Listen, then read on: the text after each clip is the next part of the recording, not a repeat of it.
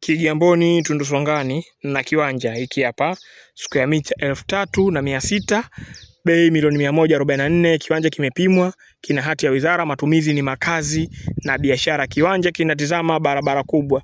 Ukienda hivi unaenda Tundu Center, yani kwenye mji huo wa Tundusongani Center, na ukirudi huku unarudi Kimbiji Kijaka. Barabara hii ipo kwenye project ya kuwekwa lami. Kiwanja ni hiki, matumizi ni makazi na biashara, bei milioni 144, kina hati ya wizara, Kigamboni Tundusongani. Kutokea Kibada stendi mpaka hapa kwenye hichi kiwanja chetu ni kilomita 28. Kutoka pale Kibada Center kuja hapa kwenye hichi kiwanja ni kilomita 28. Ni kuzuri sana, tayari watu wamewekeza. Nitarudi hivi nikuoneshe jirani tu hapo kuna hoteli inajengwa. Kiwanja ni hiki, ni kizuri sana.